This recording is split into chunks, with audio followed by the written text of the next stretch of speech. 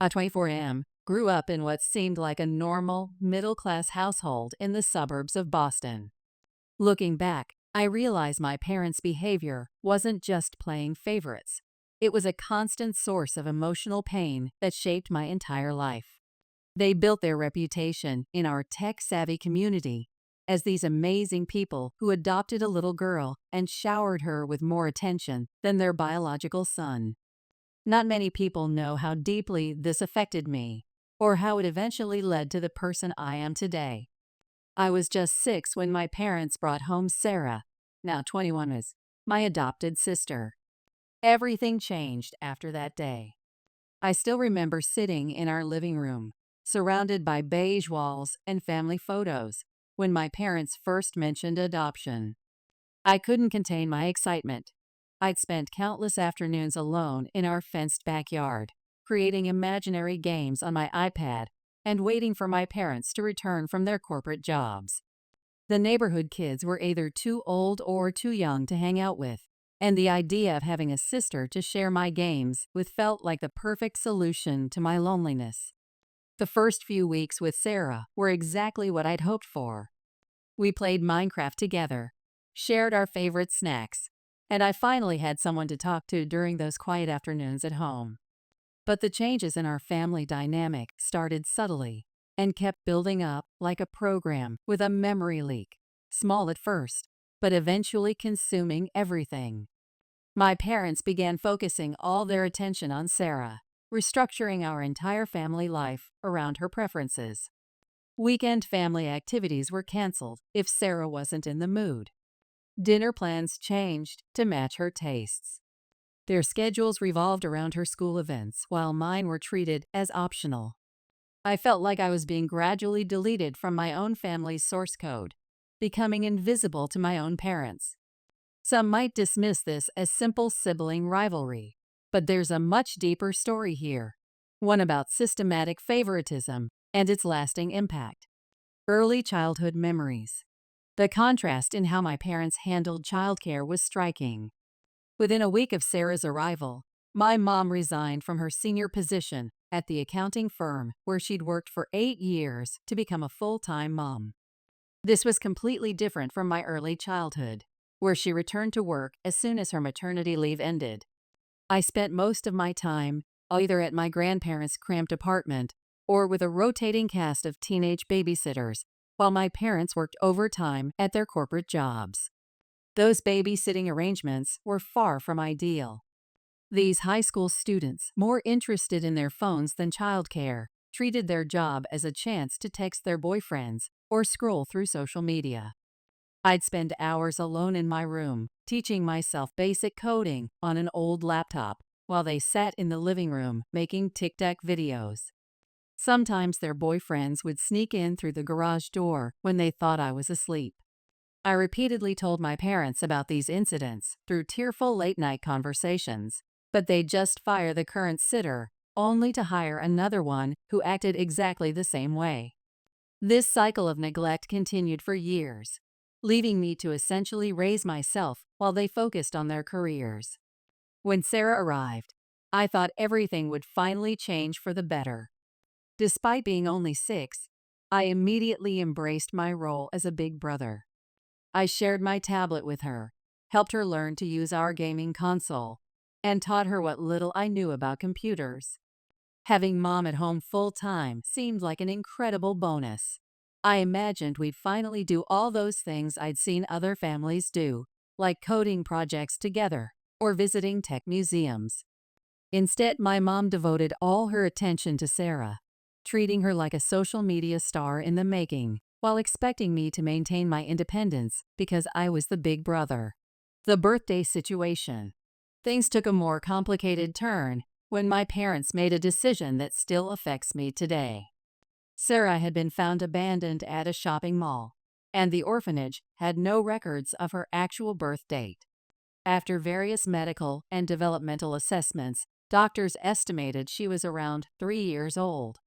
Instead of keeping her assigned date from the orphanage, or choosing literally any other day from the calendar, my parents decided that Sarah should share my birthday. They presented this idea as if they were giving me some special honor. As if sharing the one day that was supposed to be mine was a privilege rather than another loss. Birthday celebrations. Those early joint birthday celebrations were manageable at first, but each year brought subtle yet significant changes. While I still received presents and had cake, the parties increasingly revolved around Sarah. Relatives and family friends would arrive with expensive tech gadgets and the latest smartphones for her, while barely acknowledging my presence beyond a casual, "How's that app project going?" Everyone seemed captivated by Sarah's adoption story, treating her like a social media influencer rather than just another kid. Meanwhile, I sat there quietly opening my modest gifts, trying not to feel invisible at my own birthday party, as people crowded around Sarah to hear her retell the same story they'd seen countless times on her Instagram. My parents' decision about the shared birthday still bothers me when I think about it. The orphanage had already assigned her an official date, the day she was found. We had plenty of other significant family dates to choose from.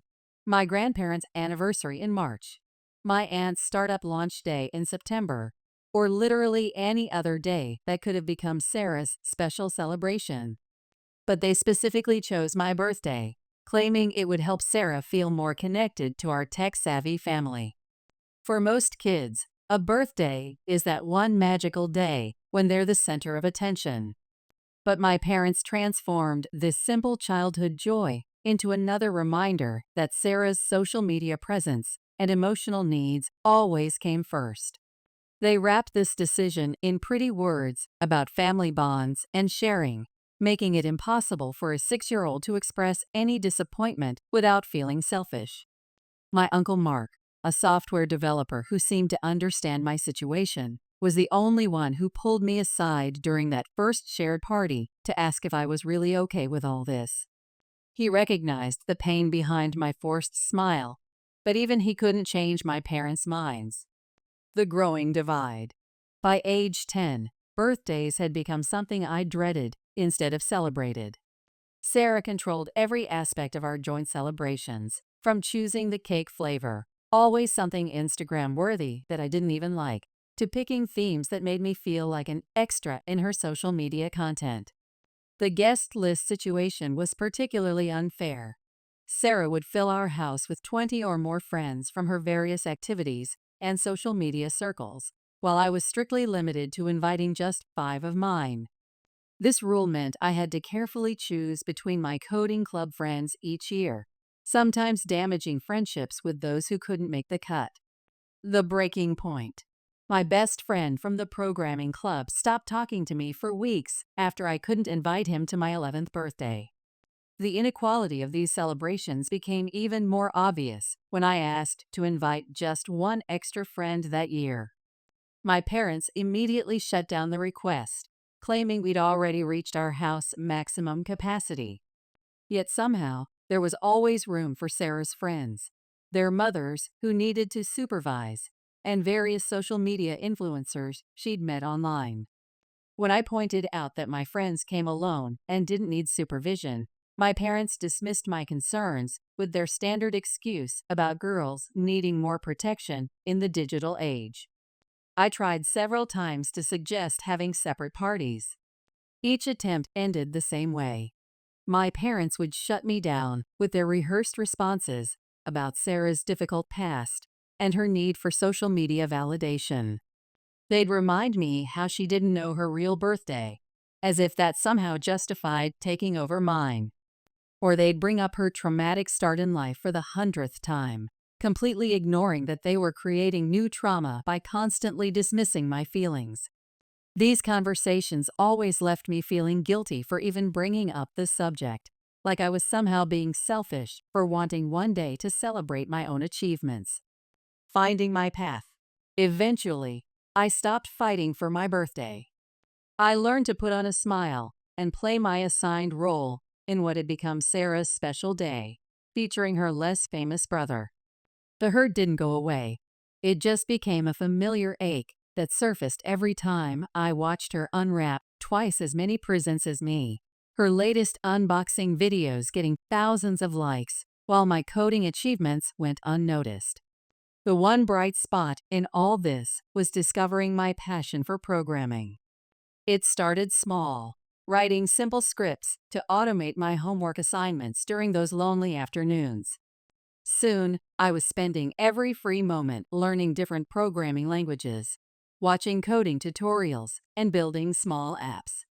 My laptop became my escape, filled with lines of code that I could control and shape exactly how I wanted.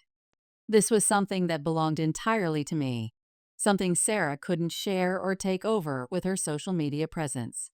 The rise of success. What started as a therapeutic hobby in my teens had evolved into a promising startup by my early 20s.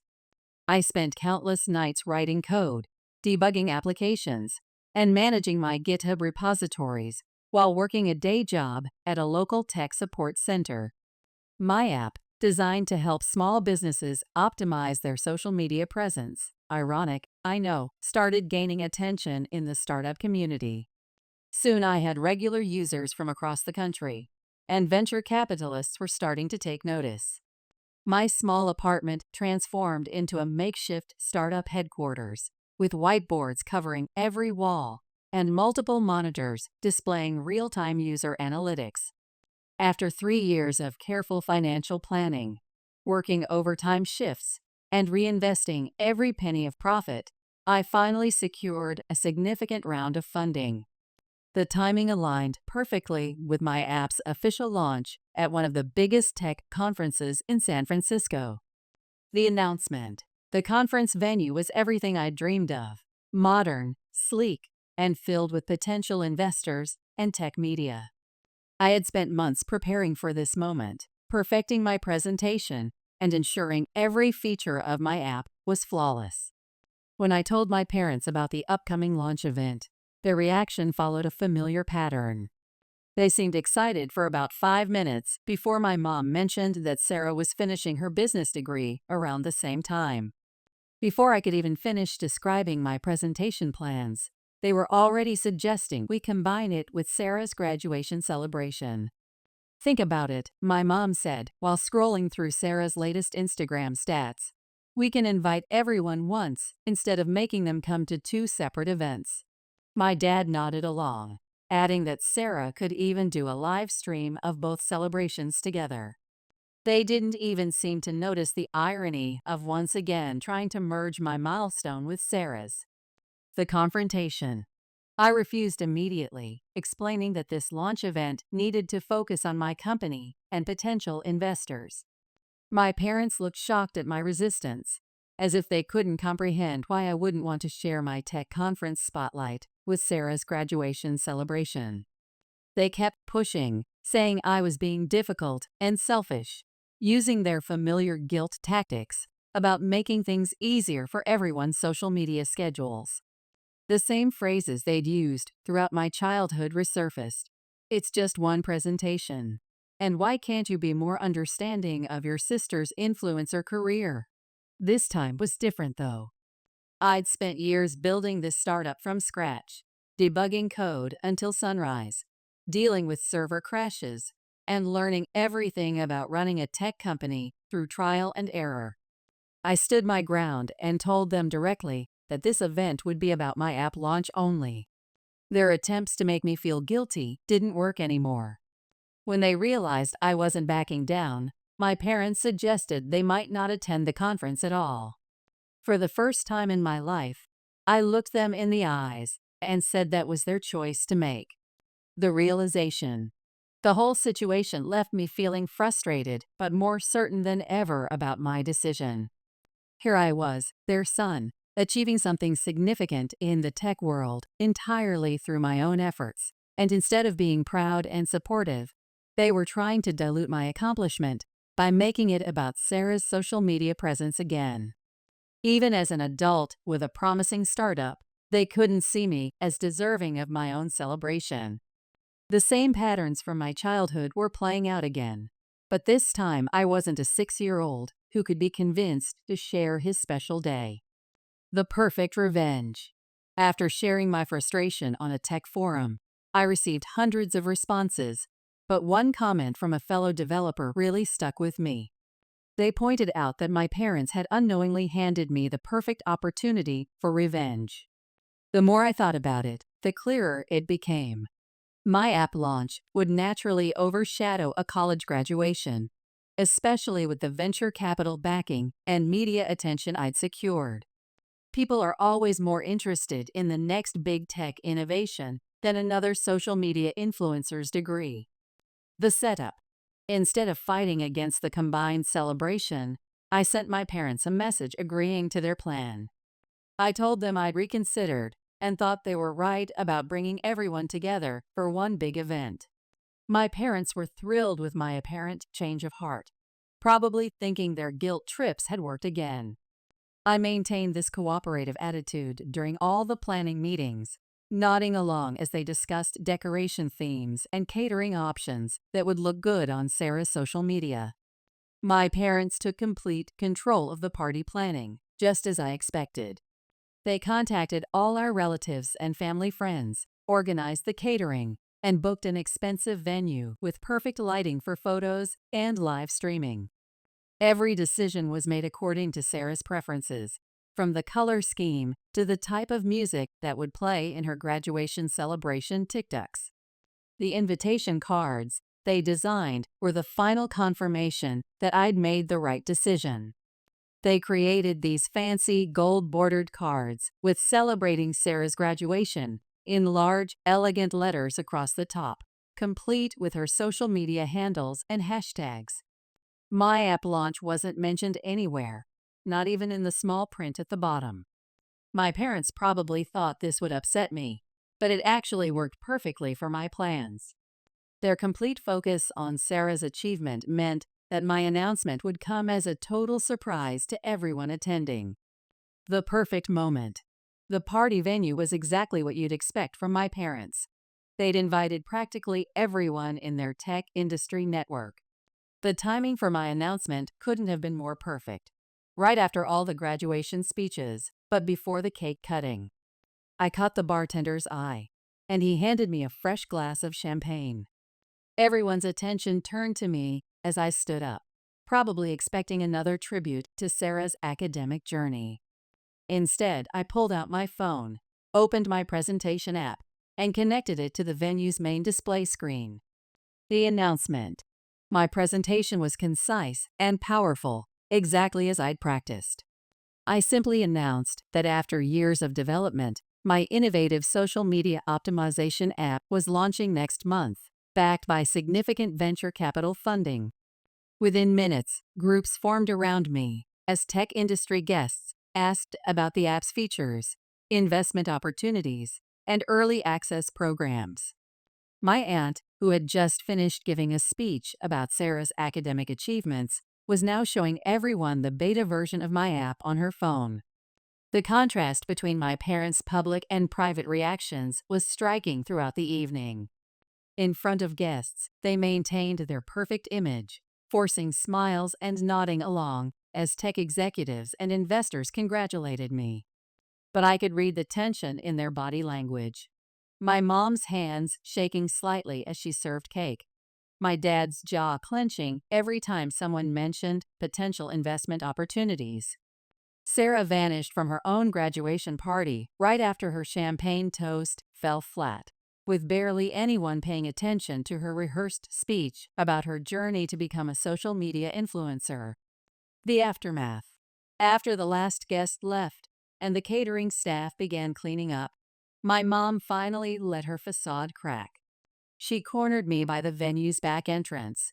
The same woman who had spent years teaching me to share the spotlight was now accusing me of ruining her precious daughter's graduation celebration.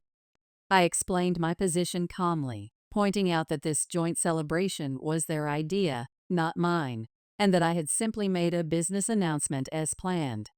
My father's reaction revealed just how deeply their favoritism ran. Instead of acknowledging their years of unequal treatment, he immediately jumped to accusing me of being jealous of Sarah's social media following. This was the same pattern I'd experienced since childhood. Any attempt to claim space for myself was labeled as jealousy. The final confrontation.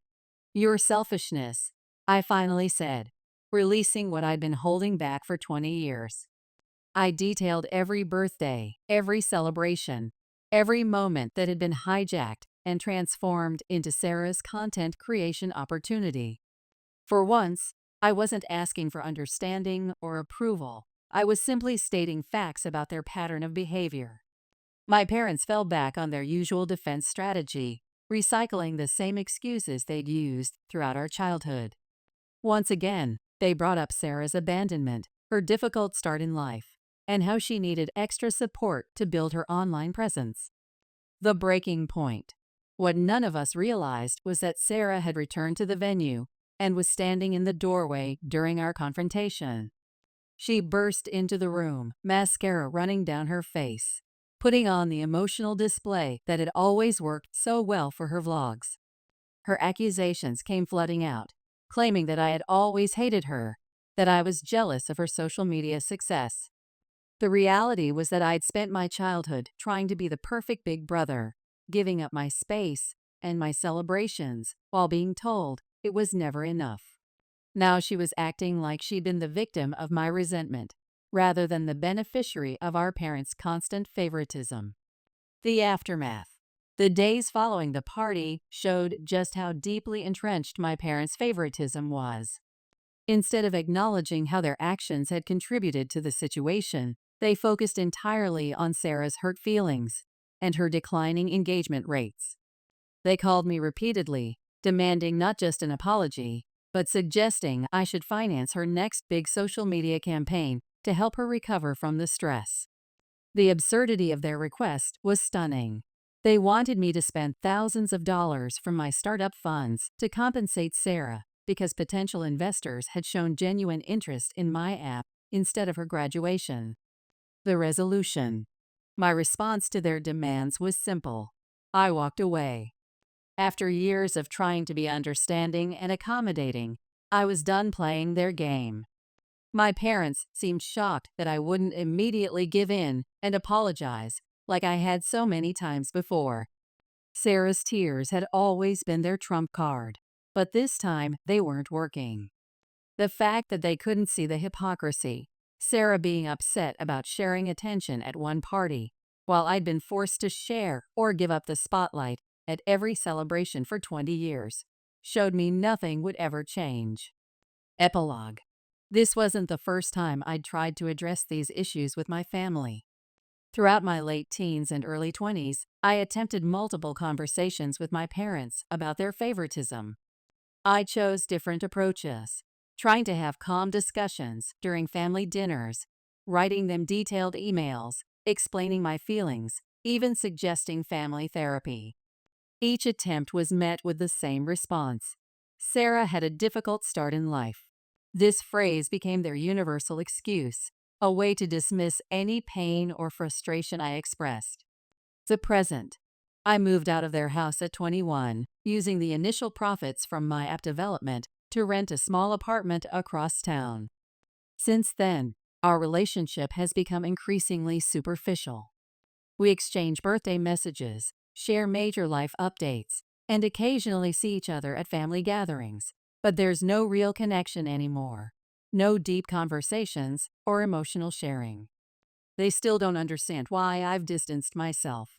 Still blame me for not being more accommodating to Sarah's social media career aspirations. But I've stopped expecting them to change or to see things from my perspective. Final update. Just when I thought my parents had reached their limit with the graduation party drama, they managed to surprise me with an even more outrageous demand. Before my app's official launch, they showed up at my apartment unannounced. At first, they acted casual, asking about the launch preparations while sitting awkwardly on my developer's chair. But then they revealed their real reason for visiting.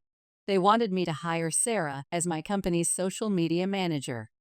Their justification was that since she had a business degree, she shouldn't have to go through normal job hunting like everyone else. They seemed to think that my years of hard work building the startup meant I was obligated to provide Sarah with a ready-made career. The conversation quickly became surreal, as my parents listed Sarah's qualifications for managing my company's social media presence.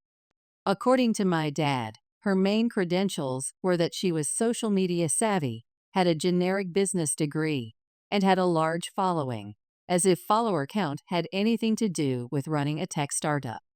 I had spent years learning about app development, user experience design, and business operations, but apparently Sarah's Instagram following trumped all that experience. The final stand. When I sarcastically asked if there was anything else they wanted me to do for their precious daughter, my mom didn't miss a beat before suggesting that Sarah should also be the one to present our app at the launch conference. Her reasoning? It would make up for Sarah feeling overshadowed at her graduation party.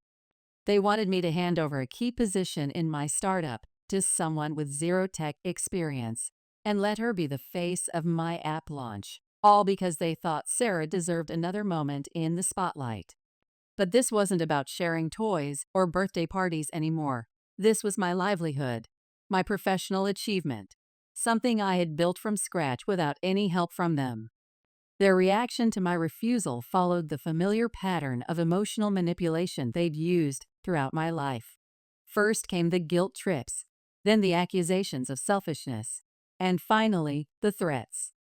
My mom delivered their ultimatum with the same certainty she'd used when forcing me to share my birthdays. Either I gave Sarah what she wanted, or they wouldn't attend the launch event. The smug look on Sarah's face as they made this threat told me she expected me to give in, like I always had before. Instead, I did something that shocked them all. I accepted their terms and told them not to come at all. The launch. The app launch exceeded all my expectations. Even without my immediate family there, the conference hall was packed with supportive tech industry colleagues, loyal beta testers, and investors. My uncle Mark, who had always understood my situation, was in the front row recording the entire presentation. When other relatives awkwardly asked about my parents' absence, I told them the truth without embarrassment or apology. Some offered sympathetic words, while others seemed uncomfortable, but I was past caring about managing other people's feelings about my family situation. The aftermath. My app has been thriving since the launch, with user growth exceeding our initial projections. The venture capital funding has allowed us to expand our development team and add new features faster than we'd planned. My parents tried their usual silent treatment, expecting me to come apologizing like I had so many times before. But their silence has become peaceful rather than painful. I no longer feel the need to make myself smaller to accommodate their vision of the perfect family. The tech community has become my new support system. My coding projects and startup success have given me something that my parents never could: validation based on my own merits rather than in comparison to Sarah. These days, when I scroll through our company's success metrics or read positive user reviews, I feel a sense of achievement that no shared birthday party could ever match.